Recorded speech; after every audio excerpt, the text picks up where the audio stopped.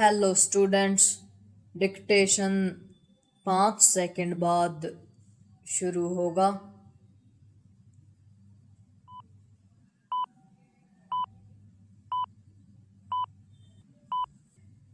Start.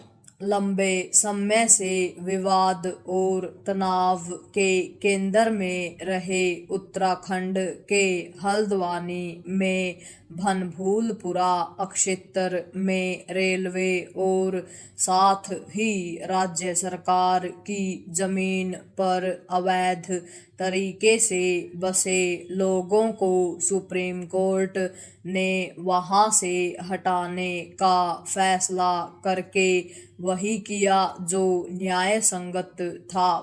यदि यह मांग मान ली जाती कि अतिक्रमण करके बसे लोगों को वही रहने दिया जाए तो इससे न केवल 30 हेक्टेयर जमीन पर अवैध कब्जा वैध हो जाता बल्कि रेलवे के विस्तार की महत्वाकांक्षी परियोजना पर ग्रहण भी लगता। सुप्रीम कोर्ट ने यह सही कहा कि अवैध तरीके से बसे लोग यह तय नहीं कर सकते कि रेलवे लाइन विस्तार के लिए अन्य विकल्प चुने, लेकिन इसी के साथ उसने इस जमीन से बेदखल होने वालों के प्रति जो मानवीय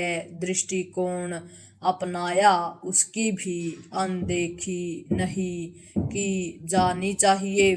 सुप्रीम कोर्ट ने कहा कि लगभग 5,000 परिवारों के जो हजारों लोग रेलवे और उसके पास की राज्य सरकार की जमीनों पर रह रहे हैं, उनमें से पात्र लोगों को पीएम आवास योजना के तहत आवास दिए जाएं। इस फैसले पर केंद्र सरकार की ओर से अतिरिक्त सॉलिसिटर जनरल ने पात्र परिवारों को विस्थापन के बाद 6 महीने तक प्रति माह 2,000 रुपये भत्ता देने का भी वादा किया। पहली नज़र में यह लग सकता है कि एक तरह से सरकारी जमीन पर कब्जा करने वालों को पुरस्कृत किया जा रहा है, लेकिन इसकी अनदेखी नहीं की जानी चाहिए कि इस कब्जे को लेकर न तो रेलवे समय रहते चेता और न ही उत्तराखंड सरकार। पैरा यह एक तथ्य है कि आमतौर पर सरकारी विभाग अपनी जमीनों पर अतिक्रमण और अवैध कब्जे को लेकर उदासीन बने रहते हैं और फिर यकायक अपनी जमीन खाली कराने की सूद लेते हैं। इससे वहां रह रहे लोगों के सामने संकट खड़ा हो जाता है।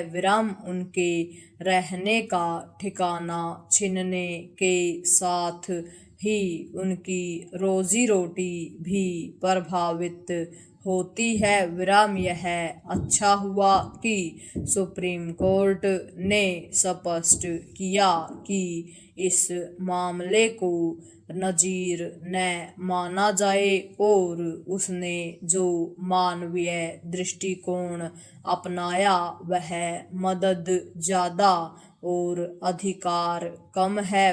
देश में हजारों एकड़ सरकारी जमीन पर अवैध कब्जे हैं। इसके लिए कब्जा करने वालों के साथ वे विभाग भी जिम्मेदार हैं जो अपनी जमीनों पर कब्जे के समय आंखें मूंदे रहते हैं विराम। यदि सरकारी जमीनों को अवैध कब्जों से मुक्त कराना है तो वहां दशकों से रह रहे लोगों के पुनर्वास के बारे में कोई ठोस नीति बनानी होगी। विराम। ध्यान रहे, अपने देश में अपनी ही जमीनों पर बसे लोगों को जब किसी परियोजना के चलते विस्थापित किया गया तो उनमें से